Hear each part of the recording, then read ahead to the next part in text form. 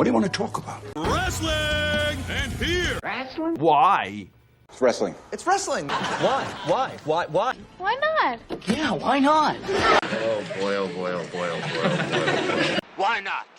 Why not? It's fake. Fake? What the hell are you talking about? Fake? It's not fake. Fake. Wrestling's not fake! Okay, wrestling.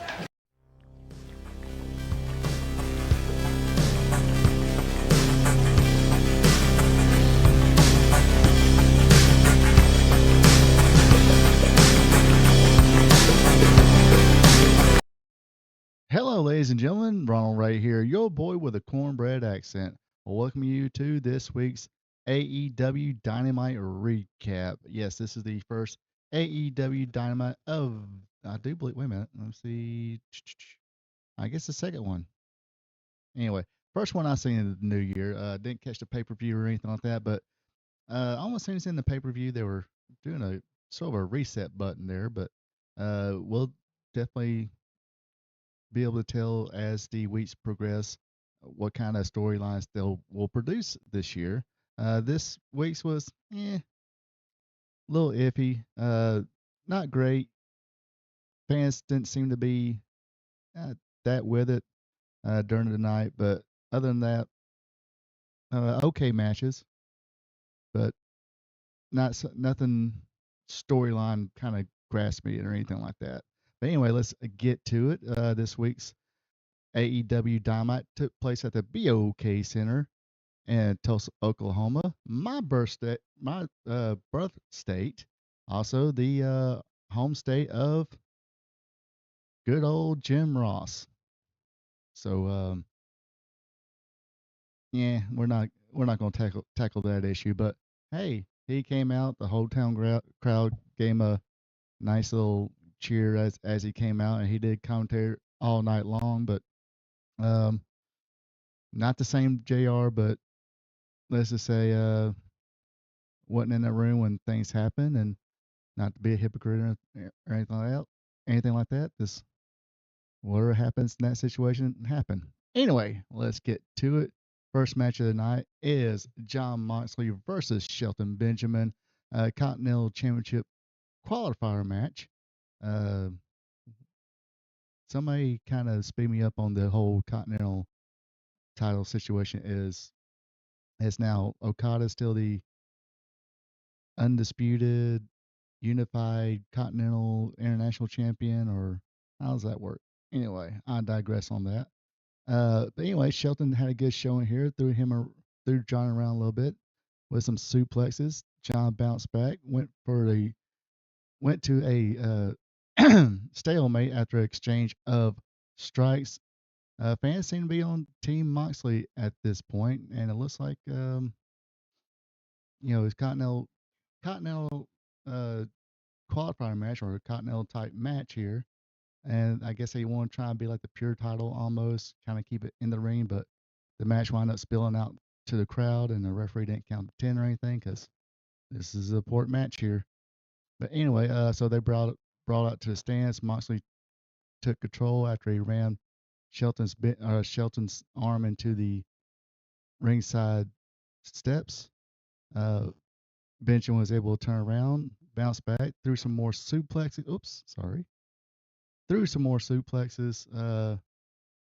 Shelton locked in a Hell's Gate chokehold, but Moxley was able to maneuver that into a pinning combination. Gets the pin 1, 2, 3 with I think like 5 seconds remaining in the time limit. So good, hard fought, snug match here. Shelton Benjamin still one probably the best wrestlers in the business. Too bad he wasn't, I guess because of his promo skills and stuff like that, couldn't really take it up a notch or whatever. But always kind of been a tag team wrestler, and always been in good tag teams. I mean, the world's greatest tag team, the Hurt Locker, or the Hurt Business that was in the WWE. Him and Cedric Alexander made a pretty good tag team. So yeah, heck, him and Brock Lesnar and OVW was actually a pretty good tag team as well. next match of the night. Yeah, I kind of screwed up there. It is a six or trios match here. It is the Man versus Jack Perry. It's supposed to been or Jet Speed, but Jet Speed got injured by Mark Davis and Jack Doyle. So therefore, Jack Perry had to find himself a couple of partners, and here they came. It was the Young Bucks, or the Bucks. I just call them the Bucks. They started out, all six men went at it, with the Bucks and Jungle Boy taking the advantage, worked over on Ricochet. The man wound up taking over and worked on Dylan's baby boy, Jack Perry. Springboard Doomsday Device, BTE Trigger, Running Knee on Ricochet wins it for the Bucks and Jungle Boy. Speaking of Mark Davis and Jack Doyle, they run down and beat down Jack Perry and the Bucks. Jet Speed comes out trying to help things out, but the lights went out. And when the lights came on, it was Andrade and the Don Callis family, which I guess is just 2/3 of the Hill locker room at this point. Who knows? Seems like they get new members every week.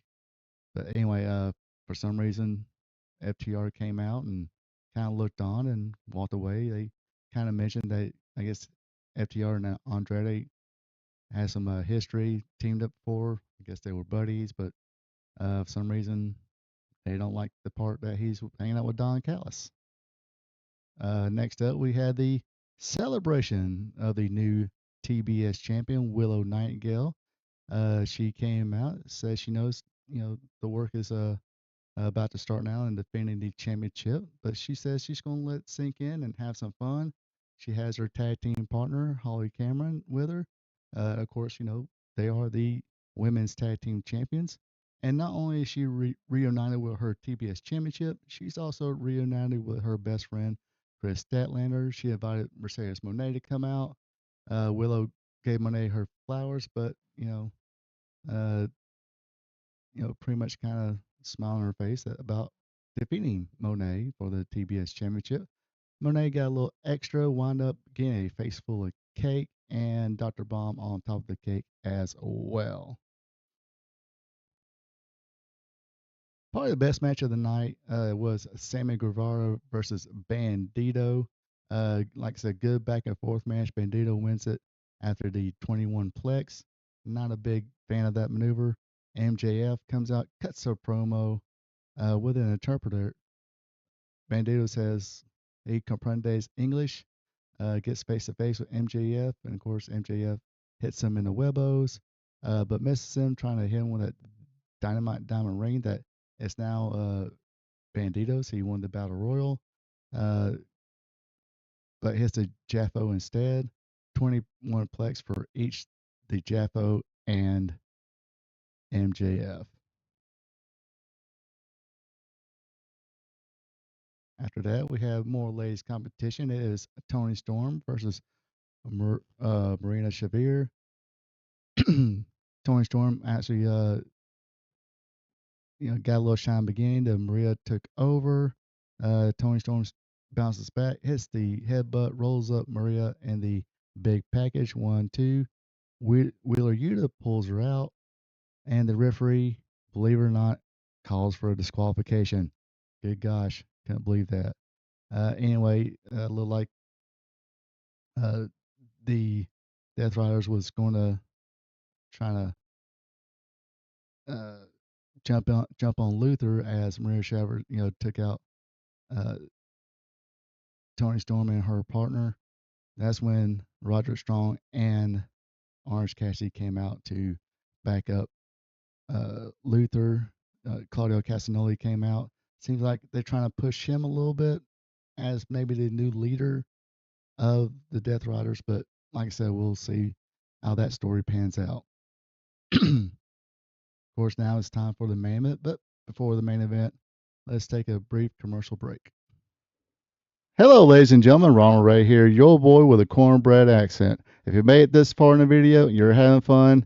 You folks know what to do. Everybody says this, so let's go through the whole routine. If you enjoy it, click on that like button. Also, leave me a comment. Give me your opinions on anything I talk about tonight.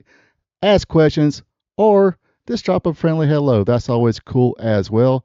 Also, if you enjoy listening to a fan, just like you folks at home, talk about the sport of professional wrestling, be a champ, click on that subscribe button.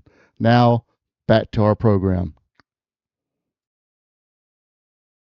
All right, it is main event time. It is members of the Yops, Hook and Powerhouse Hobbs versus Swerve Strickland and Adam Page. Of course, this was a lights out, anything goes, no disqualification uh, match here.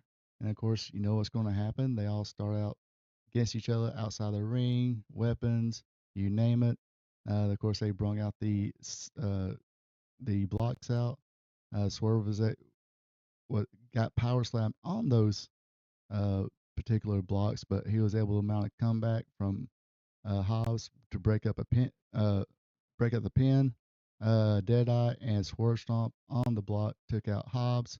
House call, Buckshot, and Page made uh, Hook tap out with a chain. So that does it for this week's AEW Dynamite recap. Like I said, nothing for storyline really intrigues me yet, but it's a new year. Let's try and give them a chance, see what happens here. But like I said, some good matches. I really did like the Guevara Bandito match. I thought that was pretty good. Kind of, uh, Sammy is a talent, but as far as somebody you can build a company around, not it. But I digress on that. Another conversation for another day. Anyway, appreciate you folks watching. Folks, have a good one. Take it easy. And until next time. So long from the peach state of Georgia. Ronald Ray here saying thank you for checking out my video. If you don't mind, go ahead and click that thumbs up button, leave a comment, and share this video with family and friends. I would also appreciate it if you would subscribe to RP2 Vision, where I cover the sport of professional wrestling from yesterday to today. Now, don't forget to click the notification bell as well, so you'll be notified when my other weekly content is available, like Wrestling Trivia Tuesday, WWE Raw Recap, and AEW Dynamite Recap. I also have 2 live streams. Every Thursday at 8 p.m., it's Spot Show Live Stream, where I discuss the latest news in professional wrestling. And on Friday nights at 8 o'clock p.m., it's Wrestling Gold Friday Night, where I discuss the good old days of professional wrestling. When wrestling was wrestling, wrestling was real because it's still real to us. Folks, have a good one and take it easy.